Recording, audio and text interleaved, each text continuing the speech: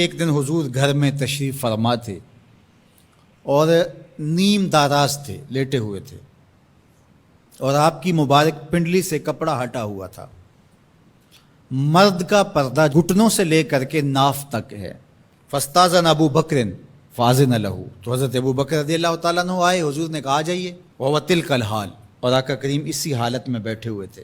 فتحدثا، وہ بیٹھے اور حضور سے ہم کلام ہوئے۔ ثم استاذن عمر، پھر حضرت عمر آئے، انہوں نے اذن طلب کیا تو حضور نے کہا آ جائیے، اور حضور اسی حالت میں تشریف فرما رہے۔ فتحدثا، وہ بھی بیٹھے اور گفتگو چلتی رہی۔ ثم استاذن عثمان، پھر حضرت عثمان کی آواز آئی، حضور میں اندر آ سکتا ہوں؟ فجلس رسول اللہ صلی اللہ علیہ وسلم، حضور سیدھے ہو کے بیٹھ گئے۔ وسوى ثيابه، اور جلدی جلدی اپنی پنڈلی کے اوپر کپڑا ڈال دیا۔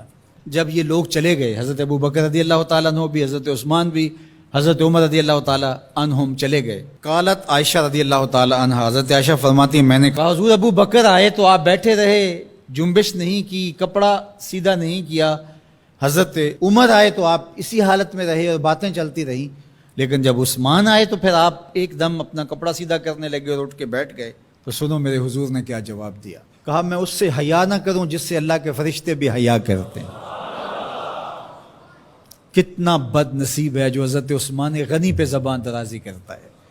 یہ عثمان وہ ہیں جس سے اللہ کے فرشتے بھی حیا کرتے ہیں۔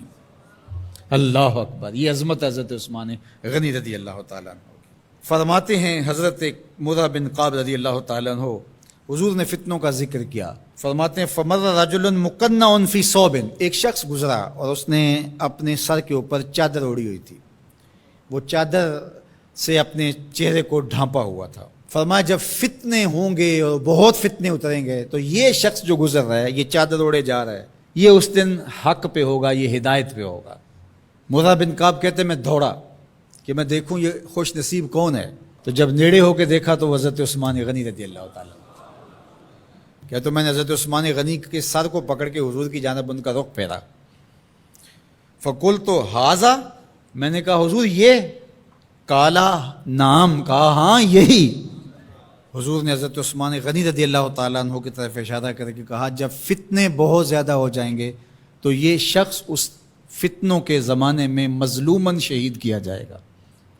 تو حضرت عثمان غنی رضی اللہ تعالیٰ عنہ پر 40 دن تک پانی بن رہا، اپنے گھر میں معصور ہو کے رہ گئے، سخت اذیتیں کاٹیں۔ شہادت سے قبل آپ کی مبارک داڑھی کھینچی گئی، آپ کو اذیت پہنچائی گئی، اور آپ کی اہلیہ کے سامنے حضرت عثمان غنی رضی اللہ تعالیٰ عنہ کو شہید کیا گیا۔ تو حضرت عثمان غنی رضی اللہ تعالیٰ عنہ حضور علیہ السلام کے پیارے صحابی ہیں۔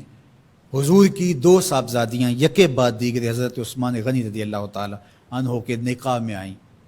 آپ کے بہت سارے نمایاں وصف ہیں جن میں حضور کا 2 مرتبہ داماد بننا، اور پھر فرمایا اگر میری اور بھی صاحبزادیاں ہوتی تو میں عثمان سے نکاح کر دیتا، اور پھر ذوالہجرتین 2 ہجرتیں حبشہ کی جانب اور مدینہ المنورہ کی جانب، پھر شہادت کا اعزاز، اولین مسلمانوں میں ان کا شمار ہے، 10 مبشرہ میں ان کا شمار ہے، 4 خلفائے راشدین کے اندر ان کا 3را نمبر ہے، جمع قرآن اور نشر قرآن کی سعادت اللہ نے ان کے حصے میں رکھی۔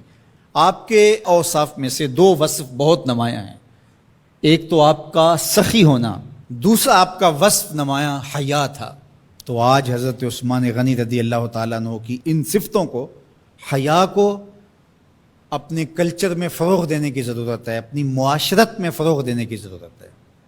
ایک مرد ہو کے اتنا حیا دار، تو پھر عورت ہو کر حیا کی چادر پھاڑ دے اور وہ اس کو آزادی کا نام دے، تو اس سے وہ نسوانیت کا نور رخصت ہو گیا۔ اقبال نے کہا تھا جس علم کی تاثیر سے زن ہوتی ہے نازن، کہتے ہیں اسی علم کو ارباب نظر موت۔